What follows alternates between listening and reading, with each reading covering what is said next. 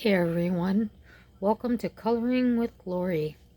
I was sitting here playing around with my Caran d'Ache Neocolors in a coloring book, and I thought, hey, I have a channel now. Why not make a video? So this is out of a mythographic book. Like I said, I was playing around with some watercolor here, and I was looking through these books. I'm not going to start with this one I was doing. We'll start with this one. This is Mythographic Animals. A few pages. I was actually kind of going in order in here. But as I'm looking at these, they are really lacking some backgrounds. So, if you've watched my previous videos, I have mentioned I haven't been much into backgrounds. And that's something that I really want to learn and start working on. And probably will take you along on that journey in this channel, learning backgrounds. I do have medias to do so. I have the Neocolor 2s, I have Inktense, I have soft pan pastels, I have a few distress inks which I haven't worked with at all. Alcohol markers I know some people use. I don't work with paints, Neocolors, or not Neocolors, I'm sorry, the acrylic paint markers and things like that. But yeah, like I said, looking at these pictures, like they could really use some backgrounds. That's all I got done in that one. The other one I've been working in is Mythographic Enchanted Castles. This book is falling apart. I did this one. It's the cover page. But yeah, I just kind of feel, did a little bit of background in there. Just kind of feel they're really lacking in the background area. So working on that. This could definitely use a background. Again, just a little introduction to kind of my coloring style. And then there's this one, which I haven't done that much in, Dream Garden. I think this is an later, I should say, release. I'm sorry, my speech is backwards a lot of times. It's just something you'll have to deal with. I have to deal with it. Did that one. I think that's actually all in this book. This book is fairly new to me. So I was just playing around with the background here. Not really a picture that I care for very much. So I felt like, well, if I ruined it, then it wouldn't be much of a problem. So hopefully the camera angle is good. If not, probably won't even see the video. So what I was kind of doing was just going from like the light pink upper to a darker pink and go into like a deep bluey purple at the top. So, and I'm not real good with the brush. This is just kind of a playing around, like I said. And as long as I was new to YouTube, why not turn the camera on, talk to you a little bit. Thank you again for the subscriptions, the watches, likes, the comments. If you're telling your friends, I super appreciate that. Trying to grow the channel. Me and my friend Amy. Amy is my promotional manager. As I said, she's really rooting for me. We're just kind of trying to start something positive for those out there who kind of go through the same things we do. Filling time, relaxing, enjoying the hobby.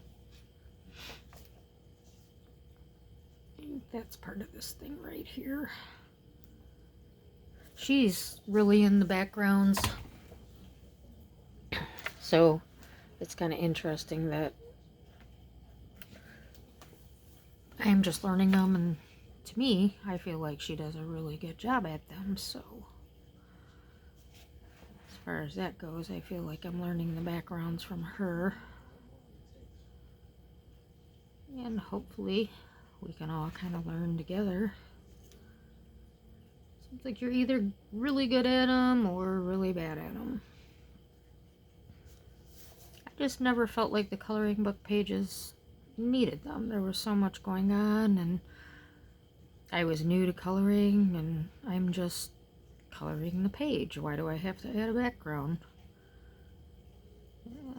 As I take this trip down looking back at them, I'm like, yes, I can see why people add backgrounds. They definitely enhance the page.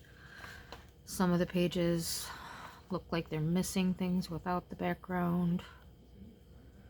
I'm a slow colorist as it is, so adding a background to something when I feel it's done, it's almost like a whole nother page for me. Well, we got too much pigment on there. That's probably not gonna, well, I might be able to work that out. I don't use these very often, so been watching a few videos, people playing with the Neocolor 2s again. They are a great medium if you know how to work them. Again, that was a little bit too much pigment. You can pick them up right from the crayon. You can use them as a watercolor. I laid them down a little bit on a palette just so I could work them a little bit more, break them down, because I don't really know too much what I'm doing. So this way they move a little better, and especially if you're not using watercolor paper, they kind of stick. So I'm not a really fast moving colorist, so using watercolor, not really comfortable with doing. It's not really what I enjoy to do. Playing around like this, I don't mind too much. So I don't really care for this page, but I also know that you can color over it with pencil. So all this over here, I'm sure I could go in with colored pencils and cover up all my out of the lines. I hope I'm staying in frame. It's only about my, I think maybe my 6th video. So, and I'm trying new camera angles because my ultimate goal is to go live, which I think I am finally able to do. I got my congratulations from YouTube today for my 50 subscribers, which I'm sure does not seem like much to many, but to me, who just started a channel a week ago, I am really, really thankful to have the 50 of you here. Actually, I think it's 51. So big shout out to you all. I really appreciate it. Channel may flop, may soar. I don't know. I do a lot of listening in my life. It's actually kind of nice just to sit here and talk, but at the same time, not really sure what to talk about. I'm sure as it grows, if it grows, I will have things to talk about. And also, again, this is experimental for me, so not like I can sit here and tell you how to do this. I'm just playing with them. If you're not familiar with Neocolor 2s, they are a watercolor soluble crayon. So they are essentially watercolor in crayon form.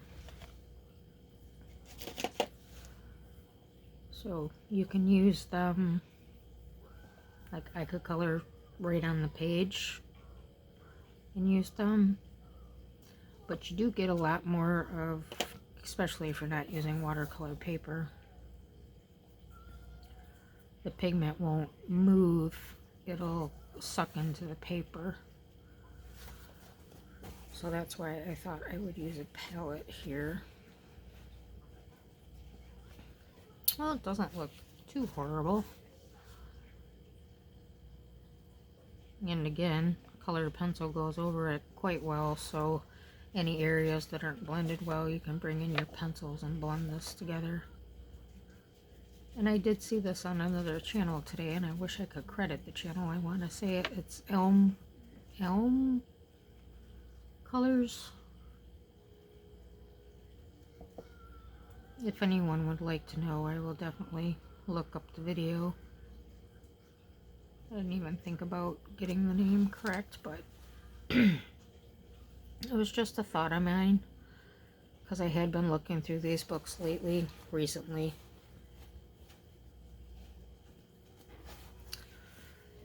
Thought they could really use a background. So again, just thought I'd turn on the camera really fast and say hello, say thanks. Hopefully we'll be going live. Maybe tomorrow afternoon. We'll give it a real short try. Thanks again to all my subscribers. Appreciate you all. Hope you're having a good night, good morning. Bye. See you soon.